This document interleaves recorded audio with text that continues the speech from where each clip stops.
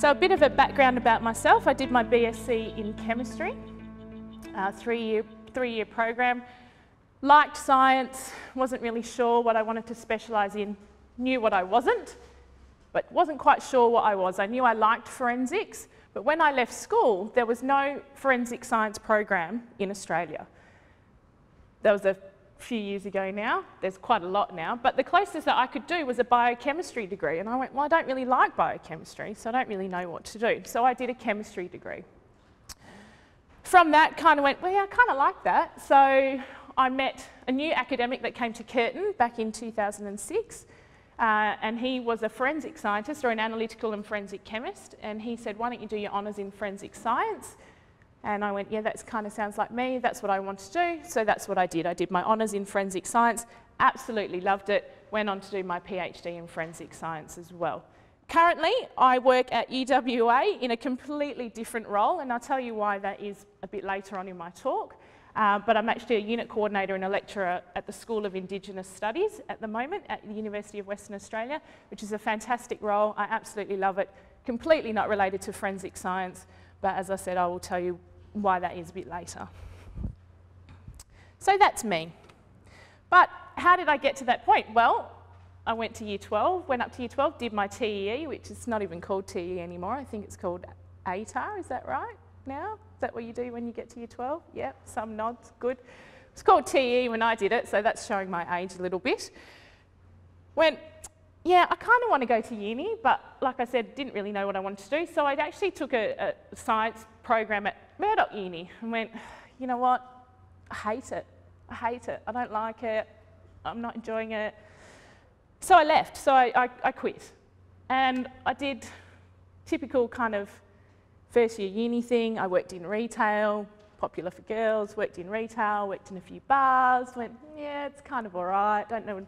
So I took a job as a bouncer, which is that guy with the muscly arms there. That's supposed to be me as bouncer. It's believable, I know.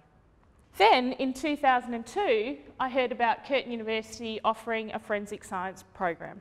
So I went, brilliant. I've waited all this time, it's been worth the wait, I'm going to enrol in the forensic science program at Curtin. And that's what I did. So it was a bit of a journey, but it wasn't without its issues. By that stage, I was a mature age student. I'd been out of school for 8 years. Going to uni with 17-year-olds, how was I going to go? Of course, I'd been working full-time, so I had all these money issues of going back to school, or going back to uni. I was suddenly going to be without an income. How was I going to survive? And I'd done some travelling. I met my husband, obviously, you know, after I'd left school and in between working and stuff, I'd met my husband, so we'd done a bit of travelling together. How was I going to give that up? I wasn't going to be able to afford it. What was I going to do? But I decided, well, I wasn't that satisfied with the working life, and I wanted to achieve something with my life. Nah, I'm going to do it. I'm going to bite the bullet. I'm going to take on this course at Curtin. And so I did. So, like I said to you, I did my BSc in chemistry and my honours in forensic science, but I got to the PhD. I got offered a scholarship, and I went, yeah, you know what, to be competitive in the environment in forensics, it's not a very big community, you have to have some kind of postgraduate qualification, whether that be a master's or a PhD. If you don't know what a PhD is, it's a postgraduate qualification. If you do it full-time and full-on, it takes 3 years, so it's as long as an undergraduate degree. You have to have an honours to go into it, and you can choose to go into a master's, which takes 2 years, or you can choose to go into a PhD, which takes 3 years. So I chose the PhD option. If you're like most people and you watch forensic science programs on television, of course, CSI is the big one. And that's the question I get asked the most. If I had $1 for every time someone said to me, do you watch CSI or NCIS or any of those programs, I wouldn't have to work, let me tell you. It'd be nice if it was like that. It'd be nice if every time you went to a crime scene, there was a perfect fingerprint and there was blood and there was DNA. That would be awesome. And you could solve crimes in an hour with ad breaks. But in reality, it's not really like that at all.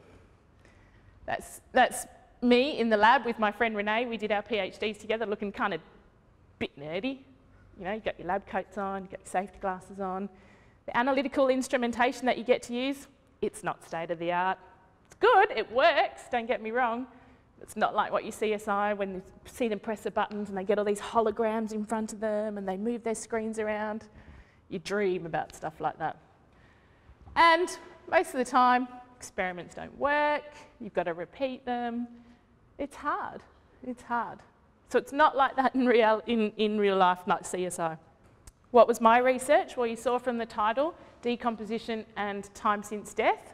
What does that mean, time since death? Well, you can kind of guess from the title, but how do I go about researching that?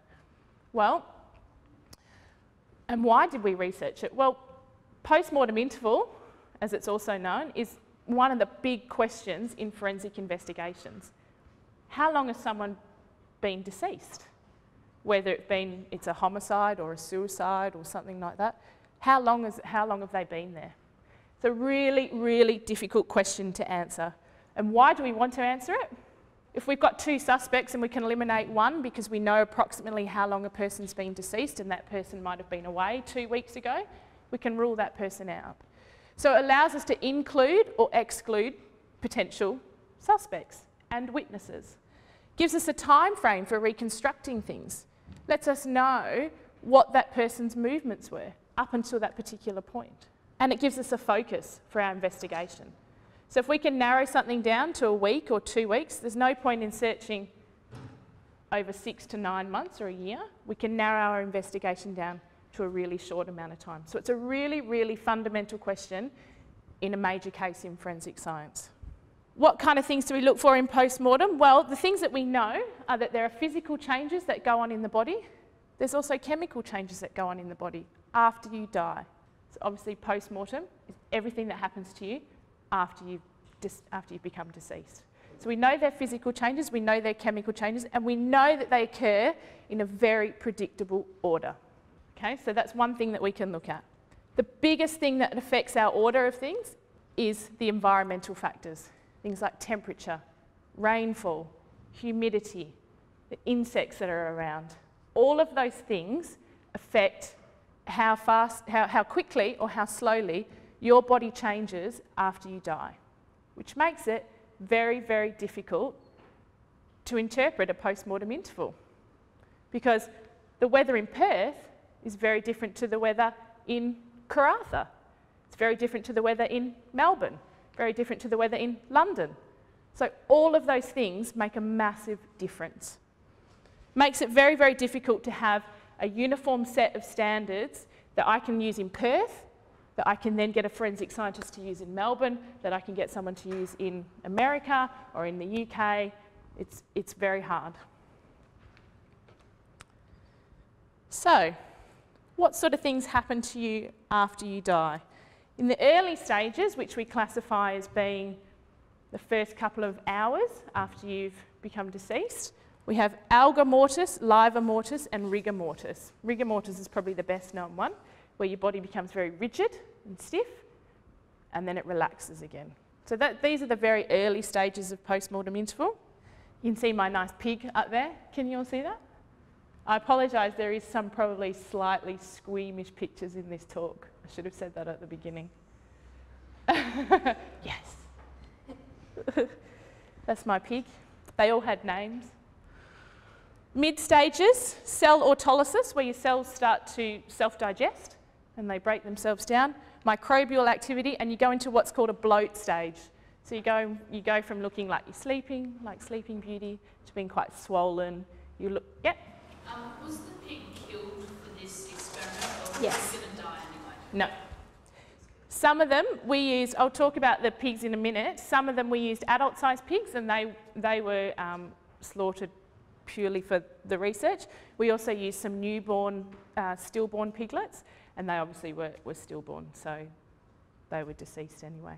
But so you go into the bloat stage, and I don't know if you can see that his limbs are kind of pointing upwards now, and he looks a bit bloated. And then the later stages of decomposition, where you start getting your degradation of your tissue, start getting mummification, skeletonization, and you've kind of looked like just a bit of a mush and not much else. Nice, hey? Smelt pretty good. So that's what happens to you after you die. Here's one of my pigs in the fresh stage. So literally, we used 20 kilo adult pigs, purely because that was about all I could lift, 20 kilos.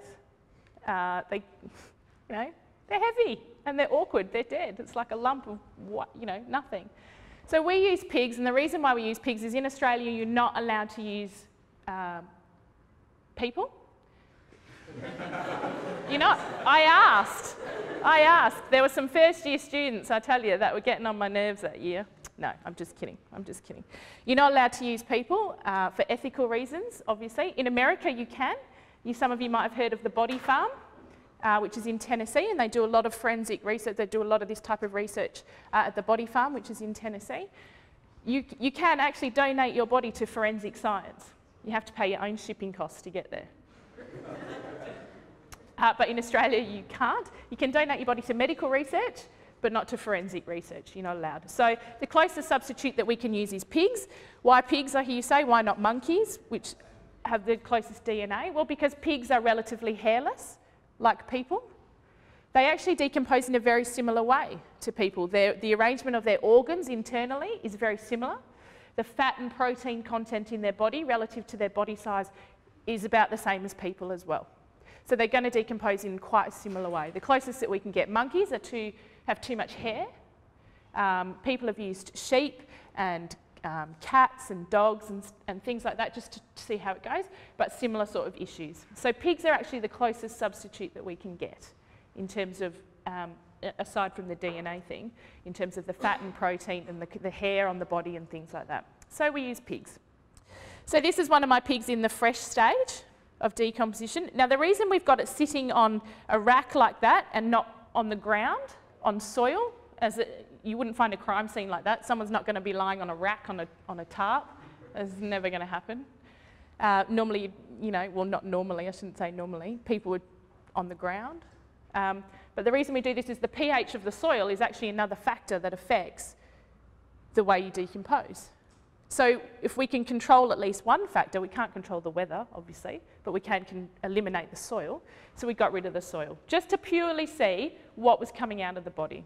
So this is one of our pigs in the fresh stage. So he's about 20 kilos, and here he's in the bloated stage. So these trials are done in summer. You decompose much more quickly in the summer months as opposed to the winter months. You have more insect activity in the summer months. This is a pig in the bloated stage of decomposition. You can see that his head and mouth have started to decompose. He's got some stuff coming out of his mouth. You can see just underneath his torso, you can kind of see a pool of liquid there, and there's some maggots floating in that liquid. You can see his limbs are starting to rise, and he kind of looks a bit podgy, doesn't he? He looks like he's put weight on because he looks bloated. Okay, so that's in the bloated stage of decomposition. This is what we call active decay. So much more fluid come off the body. You can see all the maggots. You can see the head is almost completely skeletonized. The jaws actually become detached from the body. Upper limbs are starting to mummify, and you can see the skin is starting to give way as well. And there's significantly more maggots there. And this is advanced decay. So by the time we get to advanced decay, there tends to be little to no insect activity at all. The flies and maggots tend to come for the food source. So once you get to this stage of decomposition, most of the protein source for the insects is gone. You're quite dry. You tend to only have mummified skin left, skeleton exposed. You tend to be you're definitely deflated. So all of that liquid has come out of your body. Most stuff is gone. Most of those maggots are actually dead because they've drowned in that fluid that's purged from the body. You can see the teeth coming out there and the bones from the skull poking out the top.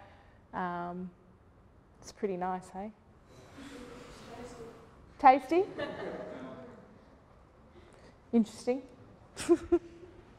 Why did we want to look at this? Well, there are plenty of options for looking at post-mortem interval if you're found in the first 48 hours.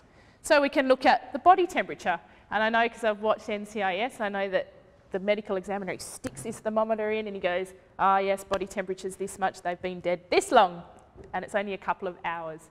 In the first 48 hours, you can use body temperature as an indicator of post-mortem interval. You can also use rigor mortis, which is, like I said before, where your body stiffens and then relaxes, because that happens very early on as well. So if you find a deceased person and they're in the stage of rigor mortis where they're very rigid, like you literally cannot move them, they haven't been deceased very long. Hypoxanthine is actually a chemical that's found in your eye. So in the early post-mortem period, your eyes are still intact. They're not by the end. But if you've still got your eyes, you can actually extract a chemical out of the eyes called hypoxanthine. And potassium is another one that they look for, and that also is an indicator in your eyes as well. What about after that?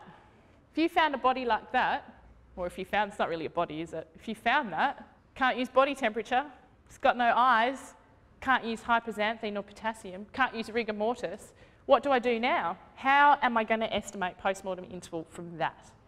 And the further you progress along post-mortem interval, the more difficult it is to estimate time since death. What am I going to do? Can't use any of those techniques we talked about. Oh, do you like my maggots? I had a slide of that where they actually wriggled. It was kind of cool, but I couldn't get it to work. Well, currently, the most well-respected and the most widely used method is entomology, where they use the flies and the maggots and the life cycle of the fly to estimate post-mortem intervals. So they can actually tell from a particular fly and the larva and the maggots that come out of it, they can give a rough guide of a post-mortem interval. And the order of insects is also important as well. So different flies come along at different stages.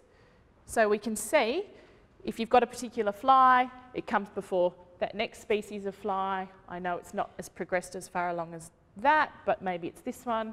So we can get an indicator. It's not exact, but it's an indicator. So that's currently the best method that we've got for estimating post-mortem interval, is flies and maggots. The issue we have with that is, if you have a skeleton, all of the, like I said before, all of the protein source and food source for the flies is gone, so you don't have any insect life there. Now what? I can't use entomology. If you have a buried body, can't use it because the flies don't have access to a buried body. So I can't use entomology there. And also, if you've got somebody that's died from a drug overdose, the drugs actually accelerate the growth of the flies. So it gives a skewed, I know you laugh, but it actually gives a skewed sense of how long a body's been deceased, because the flies grow faster. So you're getting this distorted view. So again, I'm faced with this issue. So this gentleman in the picture, whose name is Arpad Vass, who works at the Body Farm in Tennessee, he said, well, in the late post-mortem period where I can't use entomology, what can I do? Well, he found this technique where he looked at soil solution analysis. So what he did was he let bodies decompose, all of the fluid comes out of your body, so all the cells all self-digest and you leak fluid. It's gross, but it happens, and it happens to everybody. What if I can collect that solution and I can analyse it for particular chemicals? That way, if that happens to everybody, I'm not relying on flies, I don't have to worry about if a body's buried, I don't have to worry about drug overdoses. The same thing happens to everybody. We all leach that fluid from our body. If I can take that fluid and I can analyse it and I can find trends in particular chemicals, can I use that as a potential indicator of post-mortem interval? So what did he do? He started by looking at 5 compounds, volatile fatty acids they were called, and he looked at those 5 there, and that was his starting point to see if he could use those. And it worked. So he published some research saying that yes, these chemicals showed a trend over time with respect to temperature, and you can use these as an indicator of post-mortem interval. And he published it.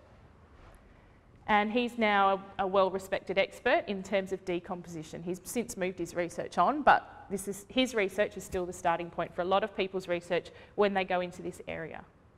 So we went, along comes me, kind of going, yes, I want to do decomposition research. Where am I going to start? Well, the first thing I needed to do was replicate his results to see if I got the same results in a different environment. So he lives in America. Would I get the same results living in Perth? So we decided to undertake this. It was never meant to be an alternative method to entomology. It was never meant to be an alternative method for anything. It's a complementary method. If we can have several methods that we can use in conjunction with each other, then we're only going to strengthen our case for a post-mortem interval. But we didn't have a decomposition research facility here at Curtin, so we had to build one. Yay! It is actually still on campus. It doesn't get used anymore. Since I finished my PhD, they're actually not doing the research anymore, which is a bit of a shame. They still do it at UWA, but it is still on campus. It's quite well hidden, so if you do go looking for it, you probably won't find it. Students always ask me, where is it? Where is it? Can we see the pigs? It's quite well hidden, and it's hidden for a reason. But we had to set it up. We had to fence in some land, we had to dig trenches, we had to get cages made for our pigs so that wild animals didn't attack them, because it's a food source for wild animals. So we had to do all of this stuff, and that took a good couple of months just to set up the research facility before we could even do any research. So there we go, digging some trenches and putting fence in, and it was great. So the first trials that, once we got all that established, the first trials that I did were stillborn piglets. The reason I started with that is I just basically wanted to see if this experiment would work. So the stillborn piglets I could get for free. When you do a PhD, money is a big issue. You don't have that much funding. So you've got to be quite careful about what you spend your money on. So the stillborn piglets I actually got from a pig farm in Northam, and they gave them to me, which was very nice. And it was basically to see if I could get this experiment to work, because there'd be no point in getting 20-kilo pigs if nothing was going to happen, and I couldn't collect the fluid, and it was all just a big failure. So we started with some stillborn piglets. And you can see it worked. So I've got my little one in the fresh stage at the top there, and what happens to him is he progresses along and ends up looking just kind of like a skeleton sitting on a box. And they all had names too, which was quite sad in the end. And so we got it to work. The problem with the stillborn piglets was they don't have a lot of fat on them, so we didn't actually get a lot of fluid off them. So it was actually quite difficult to analyse any kind of fluid that came off these pigs, because we didn't have much of it. So to do replicate analysis was very difficult. So it worked, which was a positive, but we kind of went, yeah, okay, well, we need to move on now. We've shown that this works. We need to move on. Oh, that was one of the analysis I did. So I don't know if you can see the names of the compounds, but we actually got 9 identifiable compounds there, which, if you remember when I was talking about Vass's work, he started with 5 compounds. So we showed that, yes, we did get these 5 compounds, but we also got all this other stuff as well. And could we use that other stuff as well as the compounds that Vass found? Were those compounds important as well? So that's kind of the road we went down. So like I just said, yes, we confirmed that there were volatile fatty acids. In contrast to the work that Vass did, though, I didn't find any relationship with those fatty acids. So I found them, but there was no trend, like he'd said. So I was getting conflicting results, which caused a bit of a problem. Like I said, with the stillborn piglets, because there wasn't a lot of fat on them, we didn't get a lot of insect life. So we thought, well, maybe that's the issue. Maybe that's why we're not getting a trend. Maybe yes, we can get them to decompose, but maybe we need to use bigger pigs. So we carried on. And then I got to go to Canada, which was nice. So the nice thing about a PhD is you quite often get to do some travelling. So I got to go over to Canada. This lady that you can see on your right in the blue t-shirt, she was my co-supervisor in Canada, and she's also involved in decomposition research, also quite well respected in her field, has won a lot of grants and stuff. So I went and spent some time with her, again in a different environment, doing some decomposition research. It was great. I got to spend a month basically on holiday. Had to rock up to uni every day, but then I got to do what I wanted. So that's our research facility and our pigs that we set up over there. You can see the cages or the nets over the wire nets over the top of the pigs. That's to stop feral animals from scavenging our pigs. So what we basically had to do was, every day we wanted to go and sample fluid from these pigs, we had to pick them up, sample from underneath, put the pigs back down. And we also collected some flies and maggots as well. So that's what we're doing in that picture. We're collecting flies. There's nothing glamorous about it. There's no fancy way of doing it. You've actually just got to get out there and catch them. And when you think about the fact that that fly's been landing on that dead pig and then it lands on you, it's pretty gross. But that's what we had to do. So there's us catching some flies in Canada. Here's our pigs in Canada decomposing. So this was in the bloat stage, and you can see it's just slightly past the bloat stage. It's actually purged. Its intestines have come out of its body. And it's got a large maggot mass on its face, and you can see on its butt cheek there, it's actually got some maggot activity going on there. So they're decomposed in a very similar way, which is a good thing. This is what it kind of looked like by the end. Yes, those are all maggots. And let me tell you, the sheer number of them, you could actually hear them moving. There were so many of them. It's a complete maggot mass.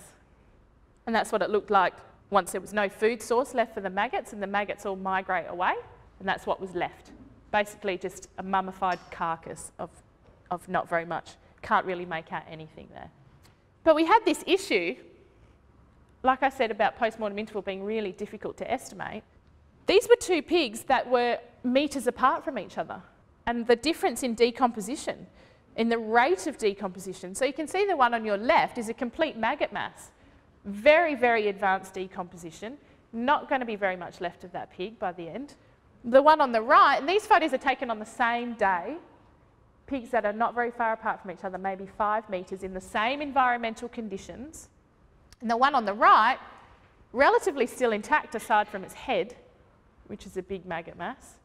And we went, oh my goodness, not only do we have all of these environmental factors, I've got 2 pigs who are so close together and they're decomposing at a different rate. So that was an extra spanner in the works of having a model to estimate post-mortem interval. If I've got something that's so close together under exactly the same conditions, or as close as I can get to the same conditions, and they're doing this, and I've got to find a model to estimate post-mortem interval, what am I going to do? There was one other issue we had. That's the fluid that I had to collect. It's basically a solid mass of maggots. So I had to collect that, try and filter it so that I could put it on some kind of analytical instrumentation to get a result. Yeah, it wasn't fun, really. It was basically a solid mass that I had to extract out. I got squirted with pig fluid because you're trying so hard to push something through a tiny filter, and the filter breaks and you get covered in stuff, and you end up not smelling very nice. So that was the other issue we had, is that the maggots loved the fluid coming off the pigs. And so they were feeding on, not only were they feeding on the pig carcass, they were feeding on the fluid source as well. So we had to try and, some way, get some kind of fluid out of that. So there were a few issues. But we got there, we got some results. So these are done by gas chromatography with mass spectrometry, which is basically a separation technique, gas chromatography. Separates substances out into their component substances or component compounds, and then the mass spectrometry is an identification tool. So it helps us identify what's actually in there. So that was that pig on day 6, and then you can see the change, which is good because we were getting some variation in the compounds over time. So that's day 6, and that's the same pig on day 14. So yeah, hooray, we've achieved something. Then we had to work out what all those peaks were, which we did. And lots of them were volatile fatty acids, which was great. And we found some trends, which is what we wanted, which went back to Vass's work of finding trends in those volatile fatty acids. So we felt like we ticked a box. So I was a year into my PhD by now to get that graph. Cool, hey? Once we'd established that there was some kind of trend in the volatile fatty acids, we then moved on and looked at different compounds. So then we moved on to looking at amines and amino acids. I'm sure you've all heard of amino acids, the 20 building blocks of life. So we went, well, got to be in your body. We should look for those. It kind of makes sense. Is there a trend in those? So we started with basically ones that we had available in the lab, because like I said to you before, funding is a big issue with a PhD. So if you can source stuff that's already in your lab rather than having to buy new stuff, then you go with that. And then if we find a trend in these, and there seems like there's some potential, then you might go on and buy some new ones. But we started with these because we had these available. And we did a different technique called capillary electrophoresis, because the amines and amino acids we couldn't run on gas chromatography. They're the wrong sort of compound. They're not compatible with gas chromatography. So we ran them on an instrument called capillary electrophoresis. Again, it's a separation technique, but it's just amenable to different types of compounds. And we got this nice electropherogram, they call it. So again, we had to identify what, you can see, I don't know if you can see it very well, the little asterisks. We got all the compounds that we knew were in there, the ones that we started with, but then we got all these extra ones as well, so we had to identify what those were. And we found some trends in those. What we found then was that we needed to do more replicate trials of that so we could confirm that we were still getting those trends. And then I finished my PhD. So I wrote it all up. I wrote up everything that I found. I wrote up that I'd found all these trends. I'd found these new compounds. And not only did I find the volatile fatty acids, I found the amino acids as well, and the biogenic amines. I found those. I found some trends in those. So I wrote it all up in my big PhD thesis, and I graduated. Yay, I got the title. It was awesome. Then what was I going to do? I've got this PhD in forensic science. What was I going to do with it? Not very many forensic jobs in Perth. I didn't really want to move from Perth. I like living in Perth. So I took a job at the University of Western Australia. And I did that because, like I said, I didn't want to move from Perth. And why didn't I want to move? Those two people there. I've got two small children who keep me very, very busy. I work part-time now at the university in the School of Indigenous Studies, and I lecture, this year I'm lecturing maths and physics, so completely unrelated. So even though I've done my PhD in forensic science, I've ended up in something totally unrelated.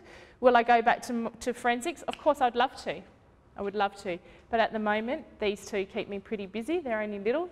My daughter's 4.5 and my son's only 16 months. So they keep me busy most of the time, but I love working at UWA. I work in the School of Indigenous Studies where the students are fantastic. They're all really dedicated and motivated. And that's where I am at the moment. So I'm not in my field. Doesn't mean I can't go back to it. I love what I do now. And who knows? You never know where it's going to take you. So it opens up a lot of opportunities. So I hope you enjoyed my talk. That's the end. I hope that was all okay.